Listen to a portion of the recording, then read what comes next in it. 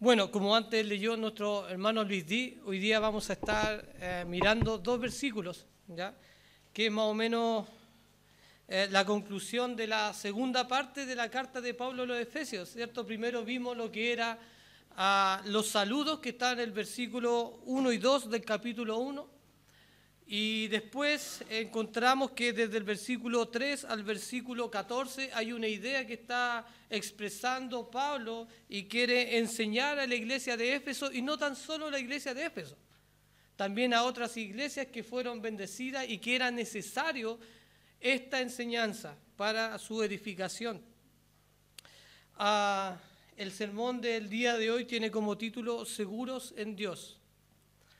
Vamos a ver 3 puntos, son preguntas. ¿Qué es el sello del Espíritu? Segundo, ¿qué implica ese sello?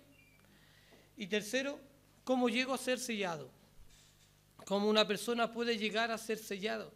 Si usted no sabe lo que es el Espíritu Santo, si usted no sabe aún o no ha experimentado lo que es el sello del Espíritu en su vida, que es tremendamente importante, como lo vamos a ver ahora, bueno, al final va a entender cómo usted puede ser sellado. Vamos a leer el versículo 13 y el versículo 14. Dice así la palabra del Señor. En él también vosotros, habiendo oído la palabra de verdad, el evangelio de vuestra salvación, y habiendo creído en él, fuisteis sellados con el Espíritu Santo de la promesa, que es las arras de nuestra herencia hasta la redención de la posesión adquirida para alabanza de su gloria. Pablo comienza esta primera sección de la carta con una alabanza al Señor y evidencia también el actuar de las 3 personas de la Trinidad, tanto el Padre, el Hijo y ahora vamos a ver el Espíritu Santo con respecto a nuestra salvación, a la salvación de los hombres, a la redención de los hombres. Acuérdense que la Escritura dice que todo ser humano que está sobre la tierra por haber pecado tiene una condenación, ¿cierto? Eso es lo que Juan dice, el que no cree ya es condenado, no es que va a ser condenado, ya está condenado. Si una persona habita en esta tierra por haber pecado, por el solo hecho de haber pecado, ya ha sido condenado. Porque la ley de Dios así lo estipula. Cada persona que ha infringido, que ha ofendido la ley de Dios, merece el justo juicio de Dios. El justo juicio de Dios, que es la condenación. Sin embargo, Pablo empieza a enseñar que hay personas que ya no son condenadas, que pasaron de muerte a vida. Hay una salvación, hay una redención, hay un rescate, hay un pago por las almas que están en condenación. Y ese pago lo efectuó nuestro Señor Jesucristo en la cruz. Comienza en el versículo 3, Pablo diciendo, bendito sea el Dios y Padre de nuestro Señor Jesucristo. Bendiciendo al Señor por las bendiciones espirituales que todos los creyentes podemos disfrutar. Si usted es creyente, si usted tiene el Espíritu Santo, usted puede disfrutar las bendiciones de Dios Padre en nuestra vida. Las podemos disfrutar. Bendito sea el Dios y Padre de nuestro Señor Jesucristo, que nos bendijo ¿con qué? Con todo. Con todas las bendiciones espirituales habidas y por haber están en la vida del creyente. Pero podemos notar que en esas bendiciones de los versículos 3 al 6 se describe también la obra del Padre en nuestra bendición, o sea, en nuestra salvación. Obra que antes de la fundación del mundo ya fue pensada, ya fue diseñada por el Padre. Desde el versículo 7 al 12 se describe la obra del Hijo en nuestra salvación, que Él nos redimió por sus sangres. Nosotros fuimos redimidos por la obra de nuestro Señor Jesucristo. El Padre diseñó un plan en la eternidad, pero el Hijo lo vino a ejecutar al encarnarse y al vivir como uno de nosotros en esta tierra, pero sin pecado. Pero sin pecado. A veces pensamos, bueno, y la Escritura así lo dice, que no somos salvos por obras, ¿cierto? Bueno, no somos salvos por nuestras obras, pero sí somos salvos por la obra que Jesucristo hizo. Por medio de la obra de Jesucristo es que nosotros podemos ser salvados, porque Él pagó. Ese pago fue efectivo. Y hoy veremos la obra del Espíritu Santo en nuestra salvación, cómo obró el Espíritu Santo en nuestra salvación y qué significa para el creyente el hecho de ser sellado por el Espíritu Santo.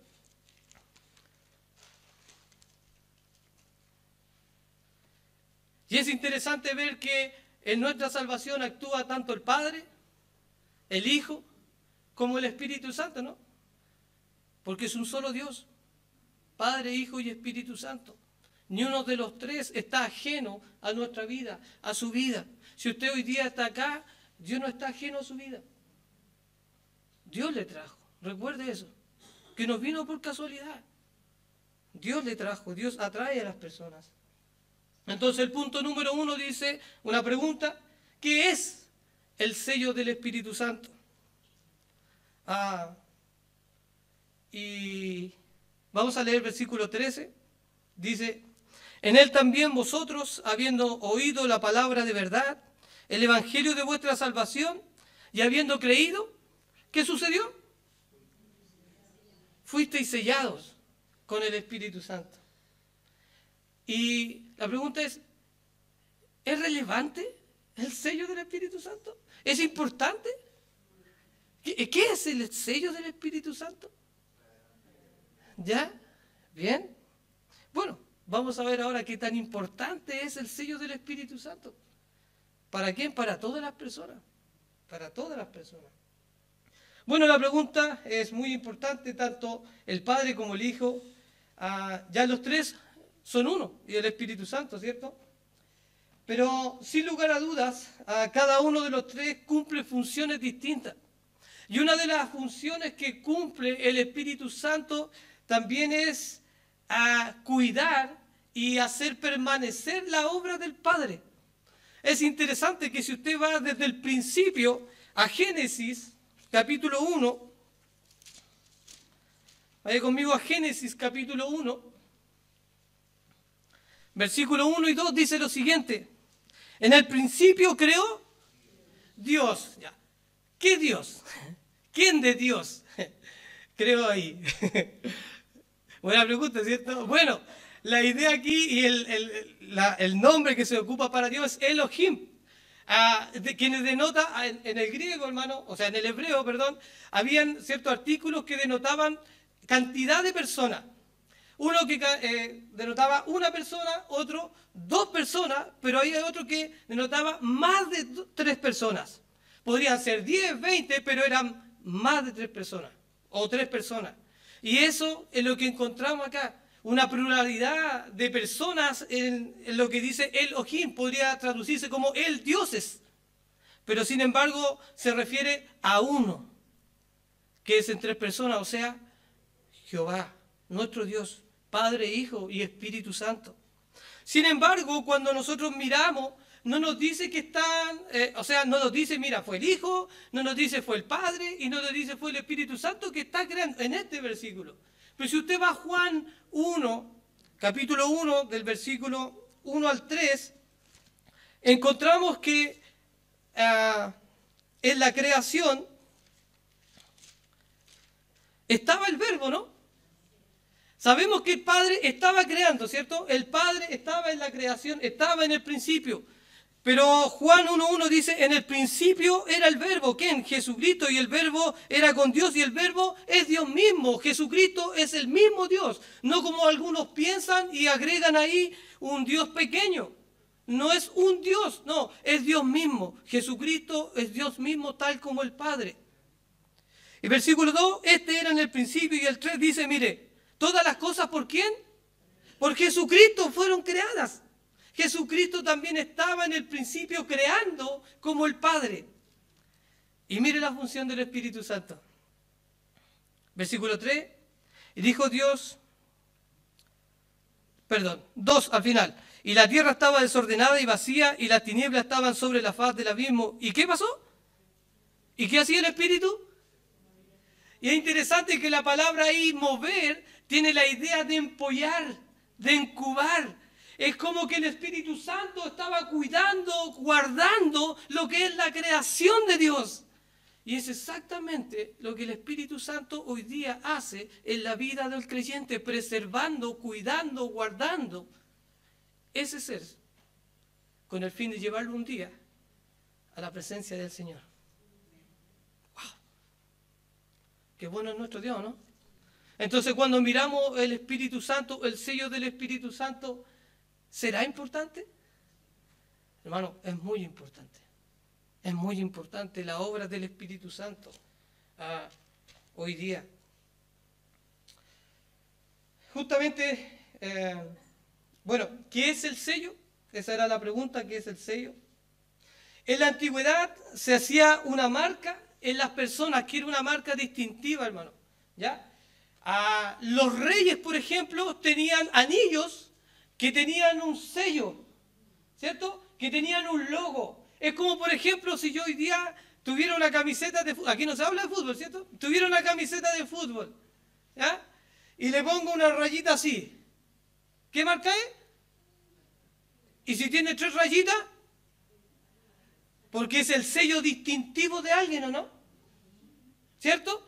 Bueno, en la antigüedad, los reyes tenían un sello en su anillo, que era un sello distintivo, que cuando ellos ponían su sello en algo, eso decía que eso era autoridad o era propiedad del rey. Propiedad del rey. Pero eso también pasaba en las personas y pasaba en los animales, los sellos. Por ejemplo, cuando yo iba a una feria donde vendían esclavos y yo compraba un esclavo, ¿cómo ahora yo hacía que todos supieran que ese esclavo era de mi propiedad? Se marcaba. En los animales, de hecho todavía pasa, ¿cierto? En el sur, si usted va al sur y ve animales sueltos que están en la pradera, pero algunos tienen, ¿cierto? Por acá, una marca. Entonces cuando las personas que viven en ese lugar miran al animal y dicen, este es de fulano, ¿cierto? Ya saben de qué, porque tienen la misma marca, tienen un sello. Entonces el sello es una marca distintiva.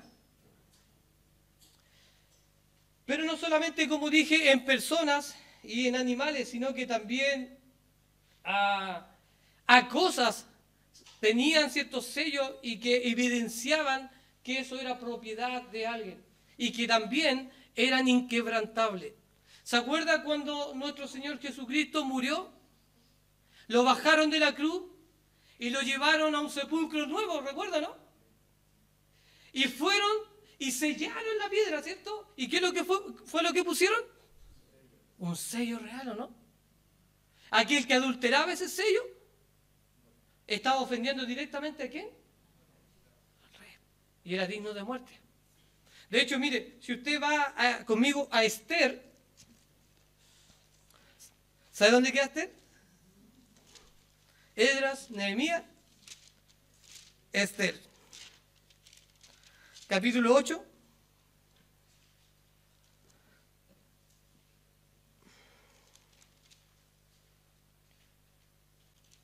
Y aquí narra en la historia la reina Esther está con Asuero, con Mardoqueo, y van de Asuero. Y van a hablar acerca de algo que un malvado hizo a Naamán.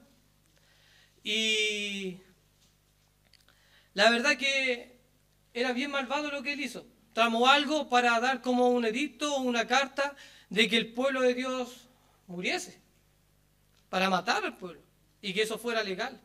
Y va la reina delante del rey a convencerlo de que eso no estaba correcto. Y en el versículo 7, mire lo que dice: respondió el rey Asuero a la reina Esther y a Mardoqueo, el judío: he aquí yo he dado a Esther la casa de Amán, y a él han colgado en la horca. por cuanto extendió su mano contra los judíos. ¿Cuáles fueron las consecuencias de este hombre? Murió por su maldad. Pero mire lo que dice el versículo 8, que tiene que ver con el sello, con la importancia del sello, que era inquebrantable. Versículo 8 dice: escribid pues vosotros a los judíos como bien os pareciere el nombre del rey, y selladlo con el anillo del rey. Porque un edicto que se escribe en nombre del rey y se sella con el anillo del rey, ¿qué pasa? Nadie lo puede echar atrás. Nadie lo puede echar atrás. Nadie. Entonces, cuando nosotros vemos el sello que cada creyente tiene, ¿es importante? Hermano, tremendamente importante. Es tan importante porque si usted no ha sido sellado, usted no es propiedad de Dios. Dios no es su padre. Su padre es el diablo. Porque hay solamente dos padres. El diablo y Dios. No hay más. Y si una persona no ha sido sellada por el Espíritu Santo, no es propiedad de Dios. No es propiedad de Dios. Volviendo un poco a Efesios, capítulo 1. Y volviendo también a la idea de la marca distintiva, el sello en las personas, este sello distintivo por lo menos denota tres cosas en las personas. Uno, denota propiedad. Cuando un esclavo era comprado en un mercado de esclavos, valga la redundancia, su nuevo dueño le ponía su marca distintiva y esto tenía como fin que el esclavo estuviera seguro ahora de que le pertenecía a alguien. Y no solamente era que, hermano, a veces tenemos que entender esto porque puede sonar como, la esclavitud y todo eso, pero ese dueño también se encargaba de darle todo lo necesario a ese esclavo. No es simplemente que compraba un esclavo para maltratarlo, no es esa la idea. Sino que también se encargaba ese dueño de darle dónde vivir, qué comer, la ropa, la comodidad también necesaria para sus familias, ¿o no? Eso hacía el señor de su casa. Por eso algunos esclavos incluso, después de obtener la liberación de su esclavitud, decidían libremente quedarse en la casa de sus amos, por el buen trato que tenían. Entonces no piense cuando hablamos de esclavos, de todo lo que la sociedad hoy día piensa de la esclavitud. Aunque sí habían malos tratos, sí, pero no era mayormente. El esclavo era algo necesario en los tiempos. Va a haber mucho, si usted lee la Escritura, va a haber mucho que habla de la esclavitud de los esclavos. Sin embargo, cuando miramos que el sello que estos esclavos recibían significaba un sentido de propiedad, que ellos ya no eran de otra persona, ellos ya no eran libres, por ende ya no podían hacer lo que querían, sino tenían que ponerse bajo ¿qué? Bajo la orden de su amo. ¿Para qué? Para hacer la voluntad de su amo. Hermano, y es justamente lo mismo que pasa con nosotros, ¿no? Porque cuando Jesucristo nos compró en esa cruz, nos selló en nuestro corazón y ahora nosotros ya no vivimos para nosotros, ¿no? ¿O usted vive para usted? ¿O usted puede hacer lo que quiere con su cuerpo, por ejemplo? Da lo mismo lo que haga con su cuerpo, total, es mío, ¿no? De hecho, ¿sabía usted que habían pensamientos en la antigüedad que decían que el alma era buena, pero el cuerpo era malo? Entonces usted podía hacer lo que fuera con el cuerpo, total, el cuerpo era malo. Incluso algunos azotaban su cuerpo, los ascetistas, porque el cuerpo era malo, malos entendimientos, malos pensamientos. Pero la Escritura dice algo distinto con respecto a su alma y a su cuerpo completo. Si usted va conmigo a 1 Corintios, un poquito más atrás de Efesios, Primera de Corintios, capítulo 6.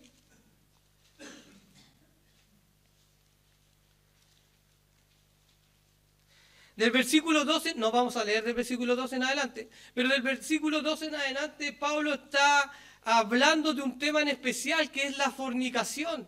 Y que algunas personas parece que dentro de la iglesia entendían que daba lo mismo que ellos fueran a la iglesia y después fueran al culto con la ramera. Daba lo mismo. Total, la parte espiritual era lo más importante y no necesariamente el cuerpo. Y Pablo se encarga de decirle que no, eso no es así. Porque el cuerpo también es de Dios. Los miembros son de Dios. Sus pensamientos deben ser de Dios, porque cuando Dios lo rescató, cuando Dios selló esa vida, lo rescató completamente para sí, no por parte. Y el versículo 20 dice lo siguiente: porque habíais sido comprado por precio. ¿Qué precio? La sangre del justo. La salvación de un hombre tuvo un precio, un alto precio. Cuando Jesucristo murió en la cruz del Calvario, Él pagó ese precio. Él pagó ese precio, evidenciando en esa cruz que Dios aborrece el pecado, odia el pecado. Dios está irado con el pecado y con el pecador. Está irado. Si usted no tiene el Espíritu, Dios está irado todos los días en contra suya, producto del pecado que hace. Y es tan grave el pecado que Dios no perdonó ni a su propio Hijo en la cruz, porque su Hijo estaba cargando el pecado de toda la humanidad. Usted y yo, si somos hijos de Dios, tenemos el Espíritu Santo, pero ese sello es evidencia de un pago ya realizado. Y eso es lo que dice Pablo: porque habéis sido comprado por precio, por el precio de la preciosa sangre de nuestro Señor Jesucristo. Por tanto, como fuiste comprado por Dios, por el sacrificio de Jesucristo en la cruz, y tuviste el sello del Espíritu Santo que te santifica y ahora puedes vivir en santidad y para la gloria de Dios, dice: glorificad pues a Dios. Ese es el fin.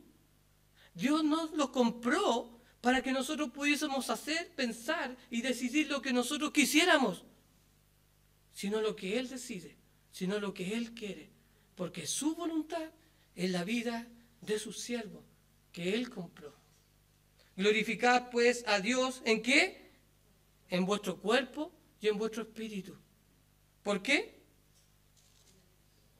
Porque no son suyos, son de Dios, ¿no? Tremendo, ¿no? Entonces, cuando usted piensa en sí mismo, hermano, ¿de quién es usted? ¿Usted está seguro que le pertenece a Dios? ¿Está seguro que usted es pertenencia de Dios? Y si usted es pertenencia de Dios, ¿qué está haciendo con la pertenencia de Dios? Porque no soy vuestro, soy de Dios, ¿o no?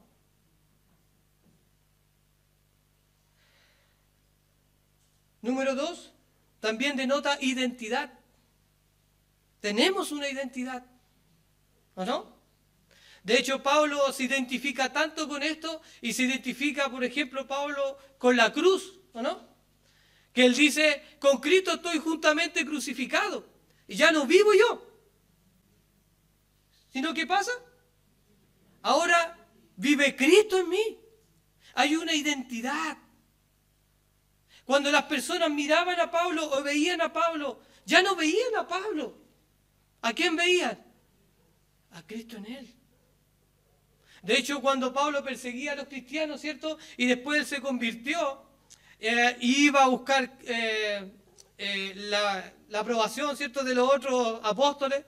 Y ellos mismos decían: pero a lo mejor está haciéndose, ¿ah? Y quiere entrar encubierto para llevarnos a todos. Pero no era así. Él había cambiado, su vida había cambiado, porque Dios lo había sellado con el Espíritu Santo, por ende le dio una nueva vida, una nueva mente, nuevos pensamientos. Él hoy día vivía y veía distinto. ¿Qué causó? Que sus mismos coterráneos ahora lo persiguieran a él. Ahora lo persiguieran a él. Y no entendían cómo. Ese hombre malvado que perseguía a la iglesia ahora era parte de la iglesia. Hay una identidad. Nosotros no nos predicamos a nosotros mismos, dice Pablo, ¿no? ¿A quién? Es a Cristo. Y este crucificado. De hecho, si va a mismo Efesios, Pablo lo deja sumamente claro. Versículo 3 al final dice, espirituales en los lugares celestiales, ¿en quién? En Cristo. Versículo 4, según nos escogió, ¿en quién? En Él, en Cristo. 4 al final, sin mancha delante de ¿quién? De Él. Versículo 7, ¿en quién? ¿Ese quién? ¿Quién es? Jesucristo. Todo lo que somos y todo lo que podemos llegar a ser es en Cristo, porque esa es nuestra identidad. Por eso nosotros somos llamados cristianos. Cristos chicos o pequeños Cristos. Personas que manifiestan y evidencian por su conducta, por sus pensamientos, por sus decisiones, ¿a quién? A Cristo. Que aman como Cristo. Que se cuidan como Cristo. Los cuidaría.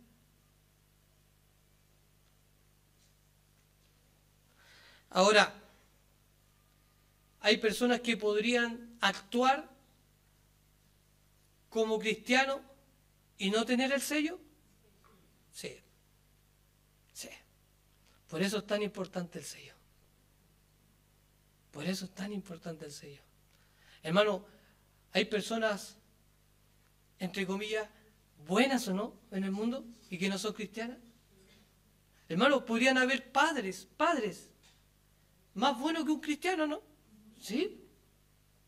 Podrían haber hijos que son más buenos que un hijo cristiano, ¿no? En su comportamiento, ¿no? Más obediente a su padre que un hijo cristiano. Efectivamente, podría haber. Pero eso no quiere decir que es una buena persona y que por eso va a ir al cielo. No, porque sigue siendo un pecador. Si pecó, debe pagar. Debe pagar. Y otra cosa también que denota el sello es un derecho o una autoridad de aquel que lo compró, ¿no? El señorío. Ahora esa persona vive para su Señor. Esa marca distintiva tiene el nombre de su Señor, ¿no? O la inicial de su Señor. ¿Se imagina el sello se pudiera ver así como de manera visible? ¿Ah? O tuviera así como telepatía para poder mirar el corazón y ver si es que está sellado. ¿Se imagina? Pero no es así. No es así. Pero el sello del Espíritu también se evidencia.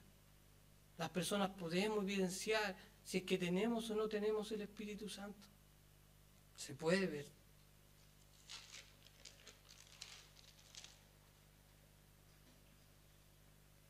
Y por eso le pregunto, ¿Dios ejerce potestad en su vida?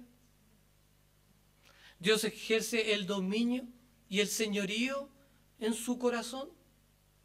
¿Dios está ejerciendo el dominio en sus decisiones?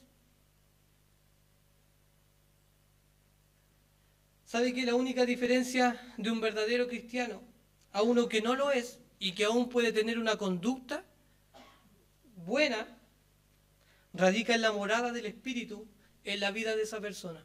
La única diferencia de alguien que es creyente y no es creyente es la morada del Espíritu en la persona.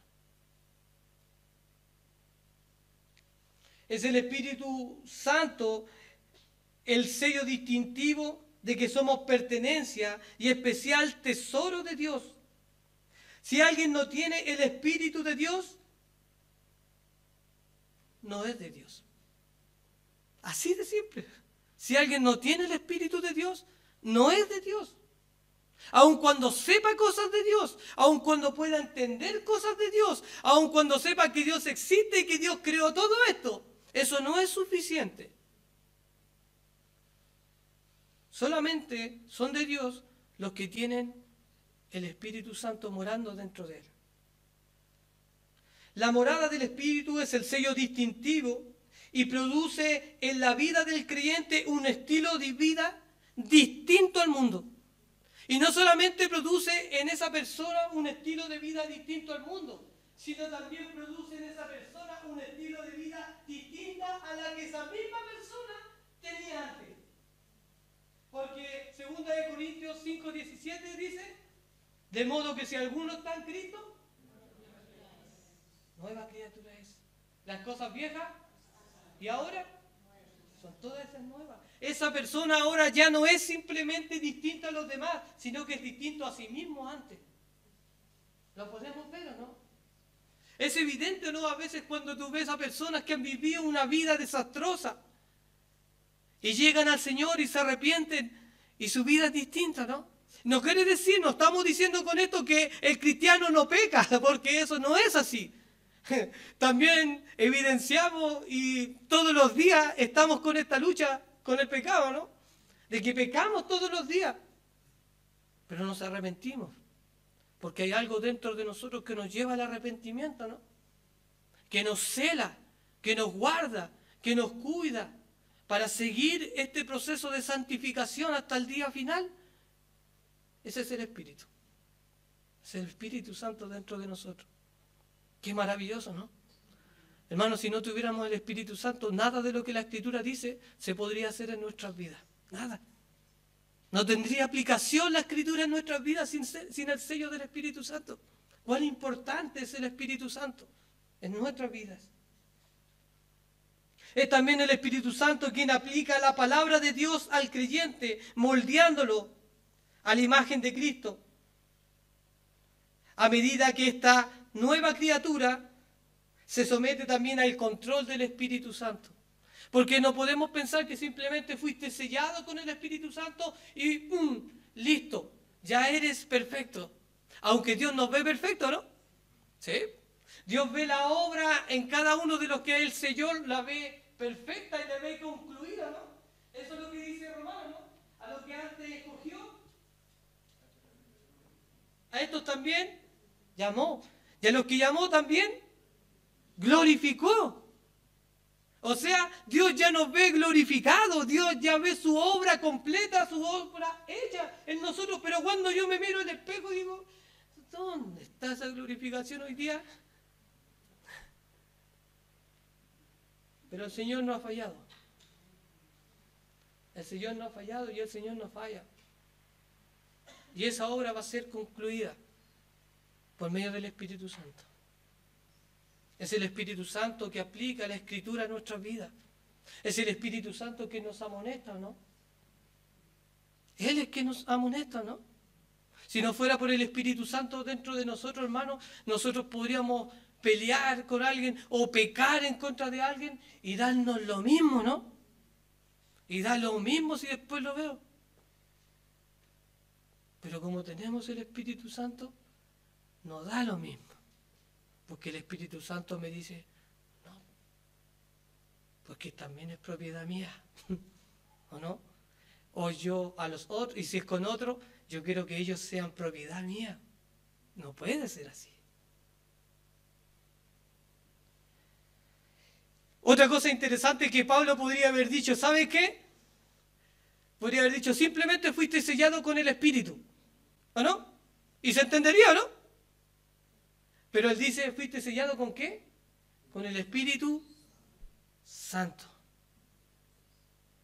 Evidenciando que somos santos posicionalmente.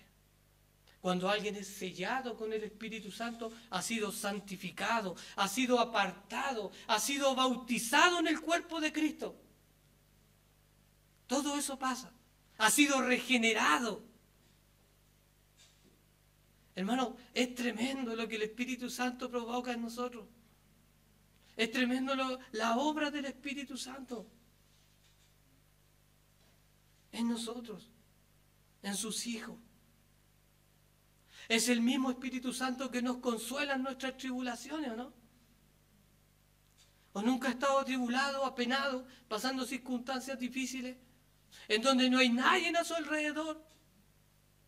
Y solamente usted puede caer de rodillas porque está seguro que Dios le va a escuchar. Y cuando le escucha y se derrama delante del Señor y confiesa quizás su pecado o lo que está pasando, lo que está padeciendo, ¿quién trae consuelo a su alma? Por medio del Espíritu Santo, ¿no? Es Él quien nos consuela, ¿no? Él es el consolador.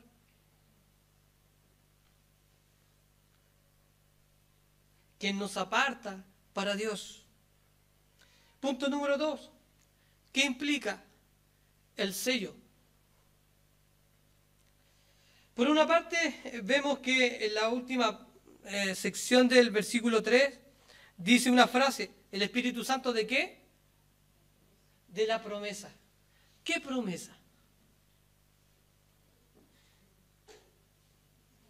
¿Dios prometió? No prometió, ¿no? Hermano, ¿cómo vemos la fidelidad de Dios a su palabra, no? Si usted es creyente, usted ha sido salvado, usted tiene el Espíritu Santo. Ese Espíritu Santo que Dios prometió un día, ¿no? Por ejemplo, en el profeta Joel, hablándole a su pueblo, ¿no? Que en el postrero tiempo derramaré de mi Espíritu. Hablando también con doble cumplimiento a la iglesia y también a Israel en el futuro. Pero hoy día esto se hace más cercano con las palabras de nuestro Señor Jesucristo, ¿no? Si va conmigo a Juan, capítulo 14.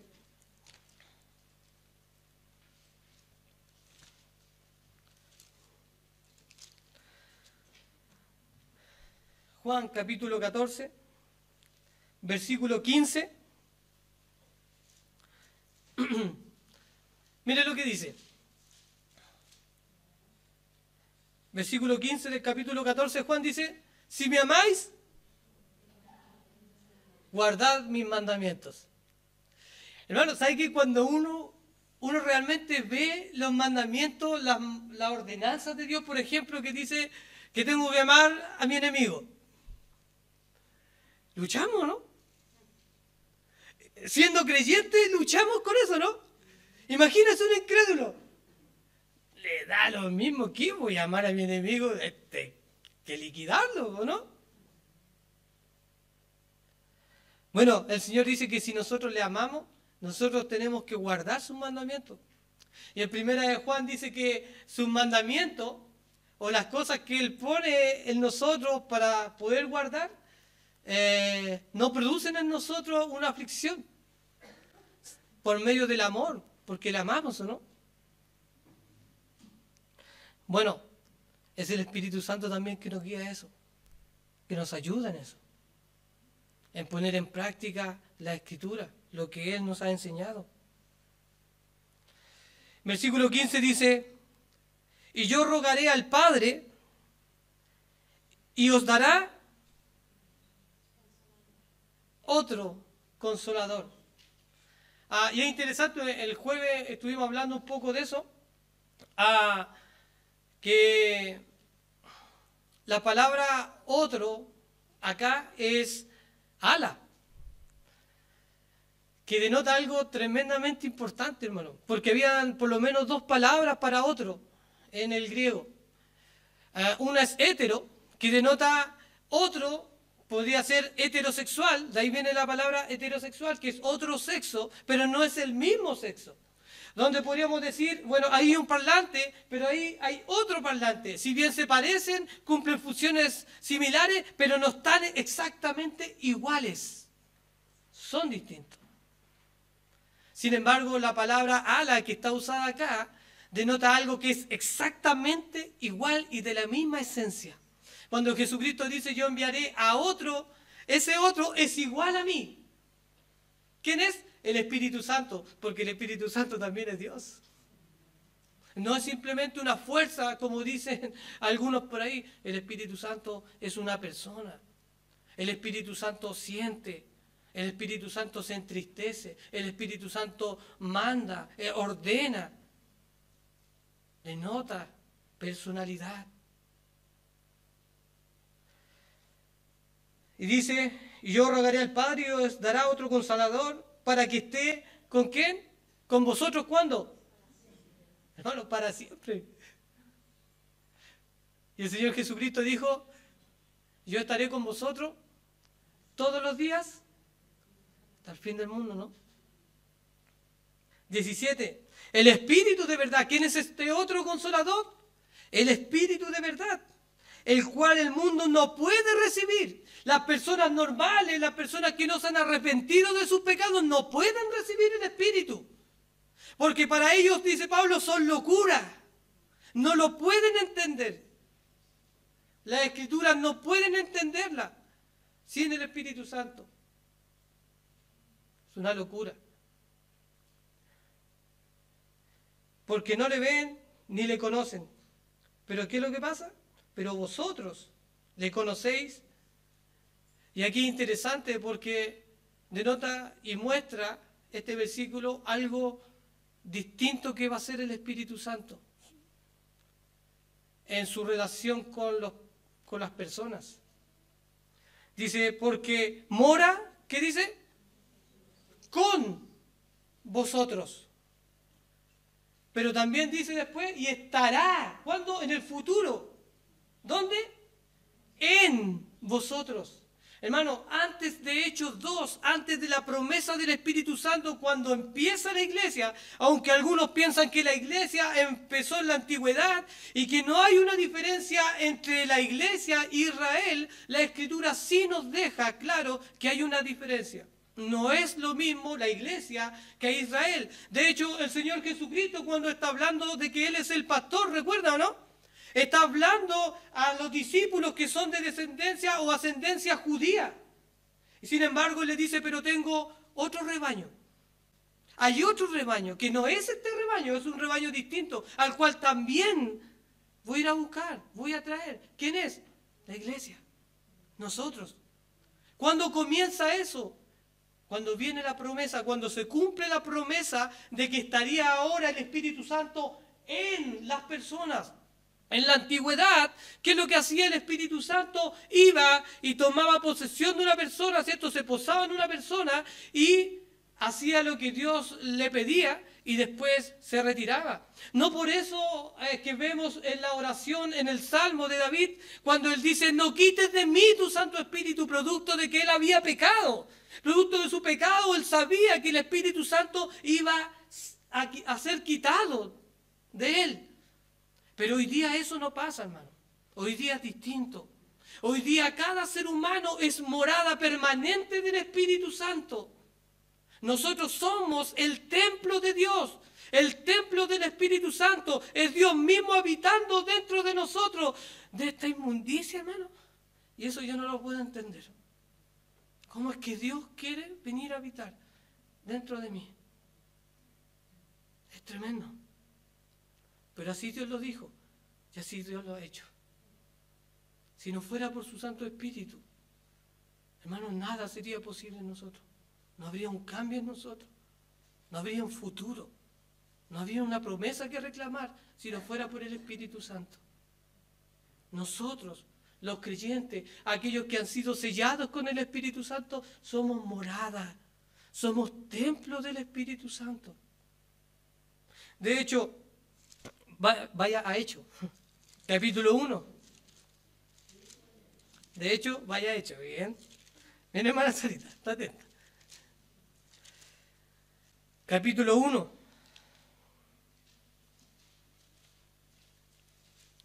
Versículo 4 dice, y estando juntos les mandó, ¿quién? Jesucristo, ¿a quién? Los discípulos, después de que Él había resucitado. Les mandó que no se fuesen de Jerusalén, sino que ¿qué? Sino que esperasen la promesa del Padre. ¿Cuál fue la promesa del Padre? ¿Que le enviaría a quién? Pero cuando leímos delante, no fue el Padre, no fue el Hijo, y fue el Padre. ¿Se da cuenta? ¿Se da cuenta que están todos ellos involucrados en nuestra salvación? En aplicar, en que usted pueda manifestar y evidenciar en su vida el carácter de nuestro Señor Jesucristo. Versículo 8. Aquí en el 6 estaban entonces, después de haber escuchado varias cosas del Señor, varias cosas como por ejemplo que vendría el Espíritu Santo, ¿cierto? Pero para ellos parece que los discípulos no era tan importante que viniera el Espíritu Santo, sino que lo único que esperaban, ¿qué es lo que era? Como todo judío, el reino. De hecho, el versículo 6 dice, entonces los que se habían reunido le preguntaron diciendo, Señor, ya, resucitaste, ¿qué va a pasar ahora? ¿Vas a restaurar el reino a Israel ahora? ¿Ahora? Porque si tú eres el Mesías, tú resucitaste, ahora viene el reino. Entonces el Señor les dice, no os toca a vosotros saber ni los tiempos ni las sazones que el Padre puso en su sola potestad, pero hay algo importante que ustedes deben saber hoy día. Hoy día hay algo tremendamente importante. ¿Qué es? Que ustedes van a recibir el Espíritu Santo. ¿Para qué? El Espíritu Santo es aquel que los va a guiar. El Espíritu Santo es el que los va a mover. ¿Para qué? Para ser testigos. Para ser testigos. ¿Dónde? En todo el mundo. En todo el mundo. En todo el mundo. Hermanos, ¿eso pasó con la iglesia? ¿Después de que vino el Espíritu Santo? Sí.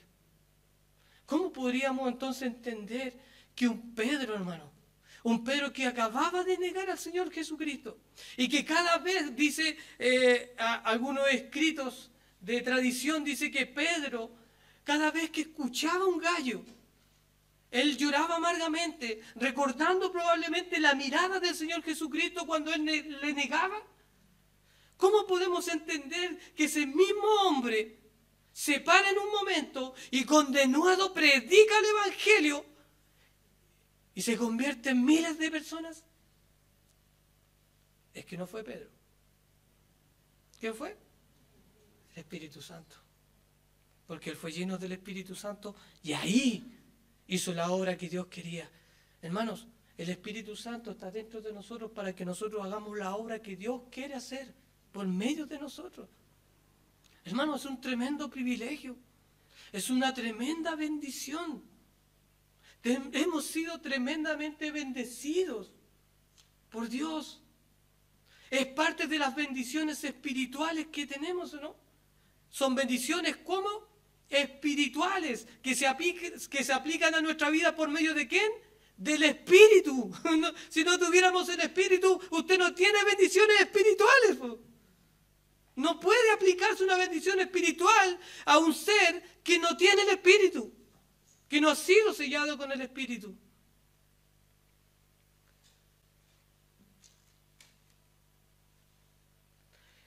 Pero también dice Efesios, capítulo 1, versículo 14, dice que este sello, dice que son las arras de nuestra herencia hasta la posesión adquirida. Y esta palabrita también, arras, es muy, muy importante. Muy importante. La palabra acá en el griego es arrabón, que es la misma que está usada, mire, en Primera de Corintios, que tiene la misma idea, hermano. La misma idea en Primera de Corintios, capítulo 1.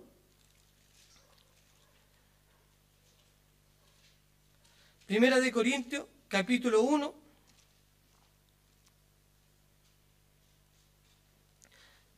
Voy a leer el versículo 20 y 22.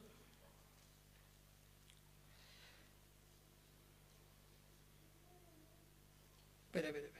Perdón, Segunda de Corintios.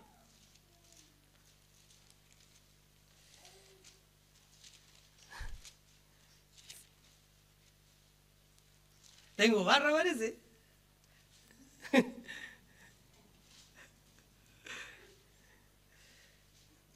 Segunda de Corintios, capítulo 1. Voy a leer el versículo 20, del 20 al 22.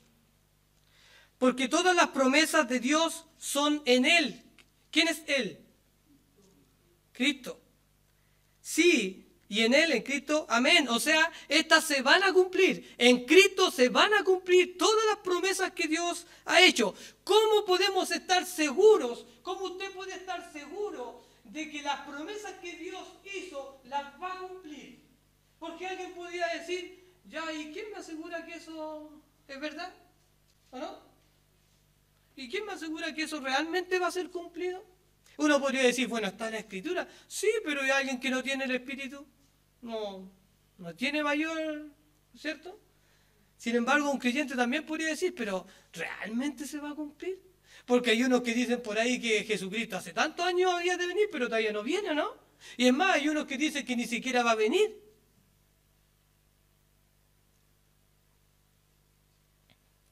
Por medio de nosotros, para la gloria de Dios, versículo 21. Y el que nos confirma con vosotros en Cristo, y el que nos ungió, ¿quién es? El que hizo esa obra, ¿quién es? Dios. De hecho, mi esposa me preguntaba la semana, ¿el mismo Espíritu nos sella? ¿O el Hijo nos sella? ¿O el Padre nos sella? Bueno, aquí dice que Dios. Dios nos sella, princesa. Esa es la respuesta correcta. Versículo 22. El cual también nos ha... ¿Quién nos selló entonces? Dios. Dios nos selló ¿con quién? Con su Santo Espíritu. El Espíritu es el sello, es la marca distintiva de Dios. Es quien modela a Cristo en el carácter nuestro, de aquellos que son sellados. Y dice, y nos ha dado ¿qué? Las arras del Espíritu en nuestros corazones. Entonces, ¿qué serán las arras?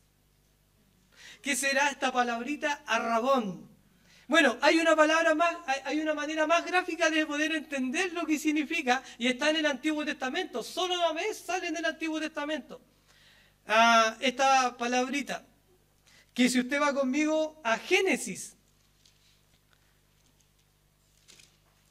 capítulo 38.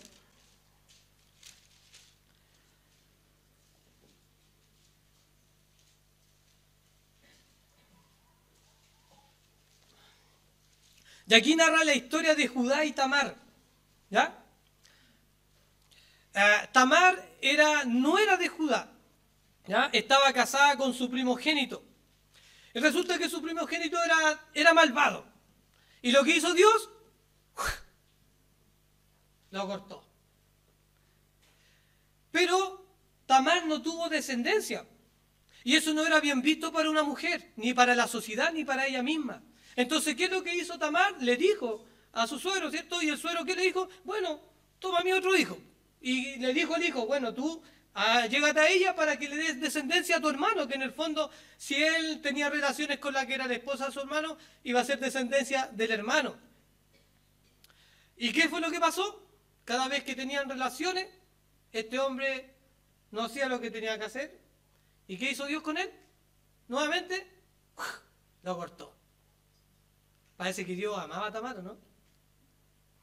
Que cortaba a los malvados delante de él. Otro podría pensar, no, parece que Tamar es la que mata a los hombres. Bueno, la cosa es que él le dice, mira, mi hijo menor es muy menor. Entonces, quédate en casa y hasta que él crezca y después yo te lo voy a dar.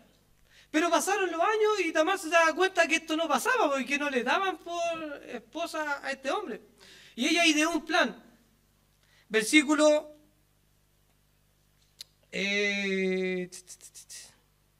14. Entonces, del 12 voy a leer. Pasaron muchos días y murió la hija de Sua, mujer de Judá. Después Judá se consoló y subió a los trasquiladores de sus ovejas a Timnar. Él y su amigo Hira, el adulamita. Y fue dado aviso a Tamar diciendo, he aquí tu suegro sube a Timnar a trasquilar las ovejas. ¿Qué pasó con Tamar entonces? Entonces se quitó ella los vestidos de su viudez y se cubrió con un velo y se rebozó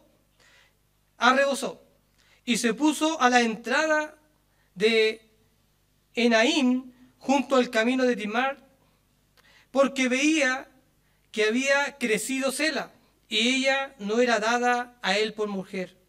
15. Y la vio Judá y la tuvo por ramera, porque ella había cubierto su rostro. De hecho, precisamente eso es lo que ella esperaba. 15. Y se apartó del camino hacia ella y le dijo, déjame ahora llegarme a ti, pues no sabía que era su nuera. Y ella dijo, ¿qué me darás para que me llegue a ti? Bueno, como era ramera, ella iba a recibir un pago, ¿no? O supuestamente estaba actuando como una ramera, tenía que recibir un pago. Entonces ella le dice, ¿y qué me darás para que yo me llegue a ti? Tener relaciones sexuales con él. Versículo 17. Y él respondió, yo te enviaré del ganado un cabrito de las cabras. Y ella dijo, ¿dame qué? Esa prenda era una arra, era una garantía, un pago inicial de que él iba a cumplir su palabra, de que el pago completo se iba a realizar. Hermanos, el Espíritu Santo, lo que está diciendo Efesios, que es la primer pago de algo que se va a llevar a cabo, sí o sí. Es la promesa de que Dios va a cumplir todo lo que Él ha prometido. ¿Dónde? Primero, lo mismo que está diciendo en Efesios. Por ejemplo, bendiciones espirituales, ¿o no? ¿Las bendiciones espirituales se cumplen? Se cumplen. Se cumplen. Es el Espíritu Santo, las arras de que eso va a ser cumplido, el pago inicial.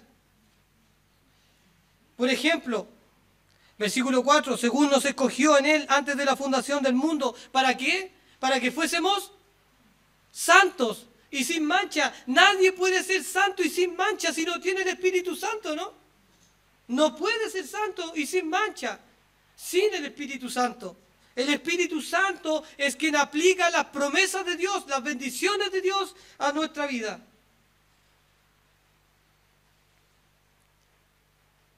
¿Hasta cuándo? Hasta que un día nuestro Señor Jesucristo venga. Venga por nosotros. Fuiste sellados con el Espíritu Santo de la promesa, que son las arras de nuestra herencia. ¿Hasta cuándo? Hasta que un día venga esa persona, nuestro Señor Jesucristo,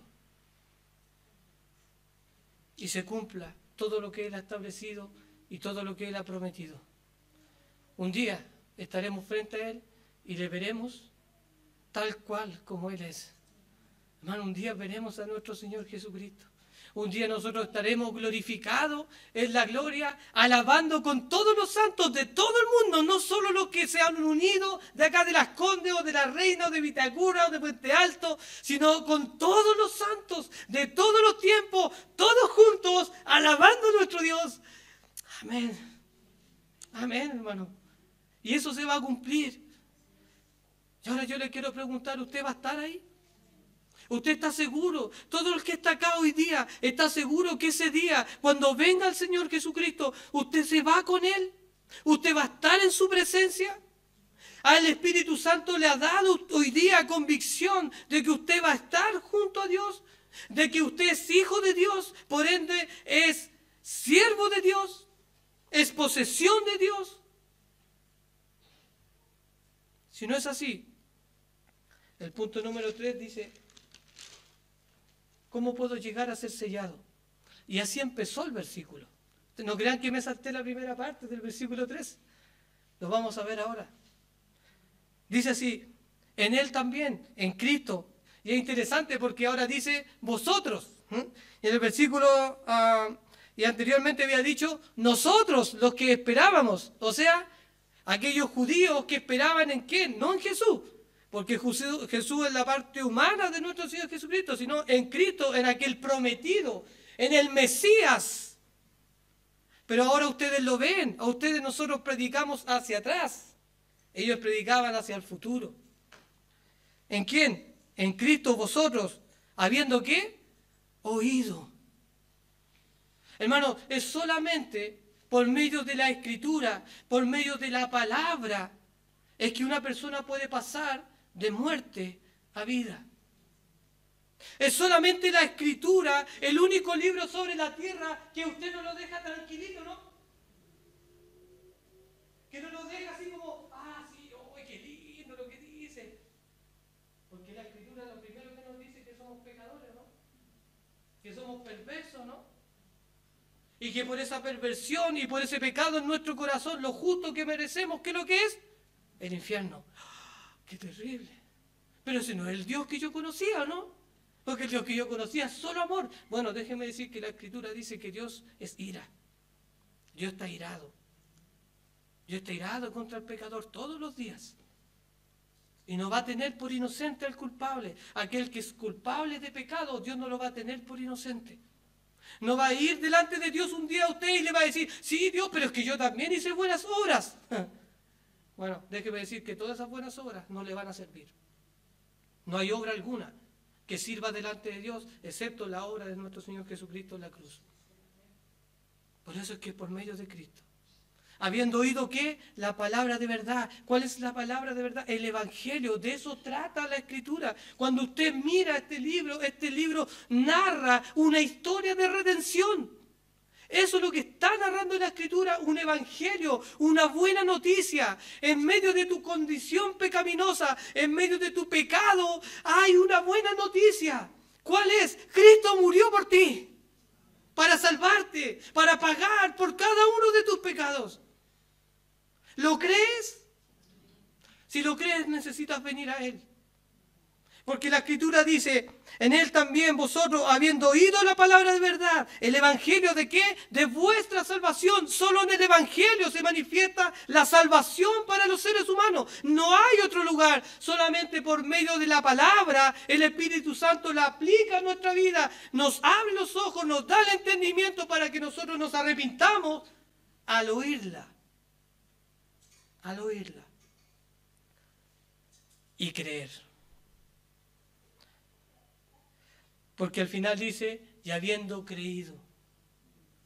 Este creer da la idea de algo que yo acepto, no solamente intelectualmente, sino que algo yo acepto en lo profundo de mi corazón y decido ahora ir a obedecer eso que se me ha enseñado, eso que se me ha predicado.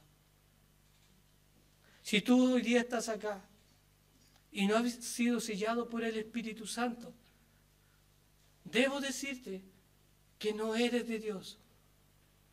Y si Jesucristo viniese hoy día, la ira de Dios va a caer, va a desatarse sobre tu vida. Pero no es el deseo de Dios. No es el deseo de Dios. Porque Dios quiere que tú vengas al arrepentimiento, confiando en que Jesucristo pagó por ti. Murió por ti. Cuando Cristo estaba muriendo en esa cruz, estaba muriendo por tus pecados. Porque ni tú ni yo podemos pagarlos. Si tú crees eso, necesitas arrepentirte. Y Dios te va a dar una seguridad que va a ser su Hijo. Ese es el Espíritu Santo.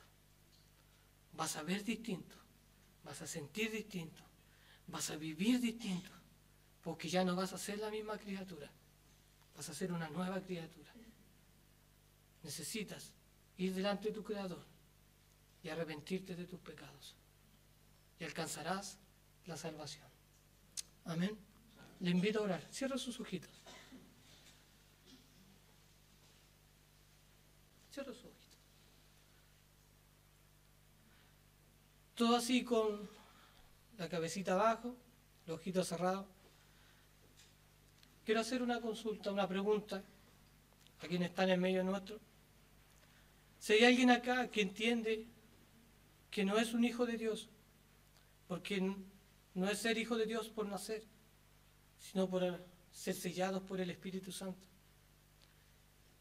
Y entiende una necesidad hoy día de ir a Dios en arrepentimiento y fe para ser hijo de Dios. Le pido que levante su mano, nadie está mirando. Levante su mano para orar por usted. Amén, amén, baje la manita. ¿Hay alguien más que necesita y entiende y quiere ser hijo de Dios hoy día?